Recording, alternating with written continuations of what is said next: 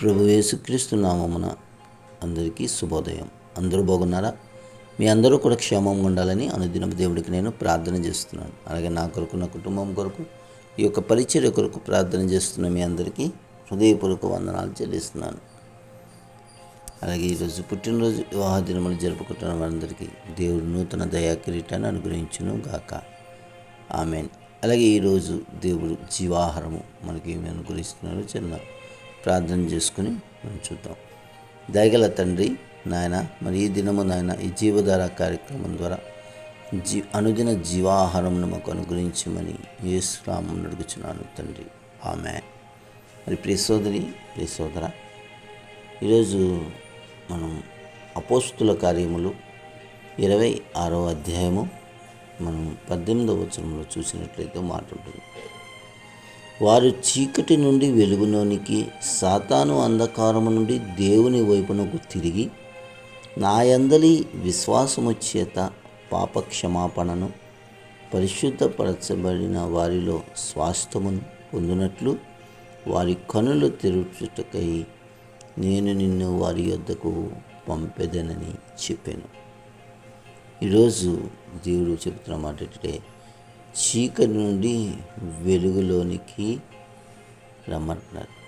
చీకటి నుండి వెలుగులోకి. ఏంటి చీకటి? మనం వెలుగులోనే ఉంటున్నాము కదా, మనం చీకటిలో ఉండట్లేదు కదా అనుకుంటున్నాం. మనకి తెలియకుండానే చాలామంది చీకటిలోనే ఉంటున్నారు. సోదరి సోదర, ఏంటి చీకటి, ఏంటి వెలుగు అంటే ఏంటి? సాతానుకు సంబంధించినవన్నీ కూడా చీకటి. మనకి వెలుగులో ఉన్నాం అనుకునే భ్రమలోనే చీకటిలో గడిపే పరిస్థితులు ఏర్పడుతున్నాయి ఈరోజు సమాజంలో. సోదరి సోదర, రకరకాల అటువంటి ఆకర్షణలకి సెల్ ఫోన్లకి ఎడిట్ అయిపోతున్నారు.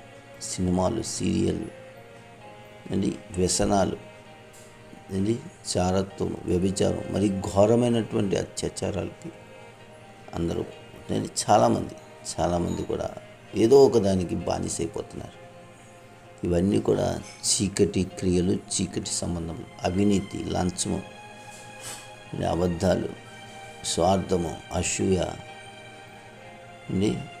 కపటము, వేషధారణ, ఇంకెన్నెన్నో ఉన్నాయి. ఇవన్నీ కూడా చీకటి సంబంధములు. ఇవన్నీ కూడా ఇందులో ఏ ఒక్కటి మన దగ్గర ఉన్నా సరే అదంతా కూడా సాతానికి సంబంధించినటువంటి చీకటి క్రియలు, చీకటి వాటిలోనూ బందీ అయిపోయామని మనం తెలుసుకోవాలి. ఈరోజు దేవుడు చెప్తున్నాడు, చీకటి నుండి వెలుగులోకి రా.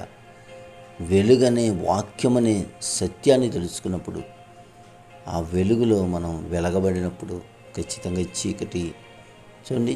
ఇంటిలో కరెంటు పోయినప్పుడు అండి, చీకటిగా ఉన్నప్పుడు మనం లైట్ వేసాం అనుకోండి, చీకటిని వెళ్ళమని చెప్పక్కలే, వెలుగు వస్తే ఆటోమేటిక్గా చీకటి వెళ్ళిపోతుంది. సోదరి సోదర, కనుక నువ్వు ఆ వెలుగులోకి రావాలని అన్ని జనుల కోసం మొట్టమొదటిగా దేవుడు ఏర్పరచుకునే వ్యక్తిని సౌలుని పౌలుగా మార్చి స్వార్థ ప్రకటన చేయి అని చెప్పి పంపించారు. ఈరోజు నిన్ను నన్ను కూడా ఆయన ఏర్పరచుకొని చెబుతున్నాడు. ఏమనంటే, చీకటి నుండి వెలుగులోనికి, సాతాను అంధకారం నుండి దేవుని వైపుకు తిరగడానికి నా యందలి విశ్వాసం చేత, యేసుక్రీస్తు అందరి విశ్వాసం చేత ప్రతి ఒక్కరు ఏం చేయాలంటే, ఈ చీకటిలో బంధకం ఉన్న వాళ్ళు పాప క్షమాపణను కోరుకొని పరిశుద్ధపరచబడి దేవుని యొక్క స్వాస్థ్యముగాను ఆయన సొత్తుగాను ఉండాలని వారి కన్నులు తెరుచుటకై అంటేనా నిన్ను వారి యొద్దకి పంపించానని చెప్తున్నాడు. సోదరి సోదర, ఈ రోజున దేవుడు నిన్ను నన్ను ఏర్పరచుకున్నాడంటే, చీకటిలో నా వారికి కనీసం వెలిగించు. చీకటిలో నాడు వెలిగించి వాక్యమని సత్యాన్ని తెలియపరిచి చీకటిని వెలుగులోకి రప్పించి దేవుని యొక్క స్వాస్థ్యములో నిత్య ఆనందంలో వారిని కూడా ఒక దేవుని సన్నిధిలో దేవుని కుమారులుగా, కుమార్తెలుగా ఏర్పరిచే ధన్యతను మనకిచ్చారు.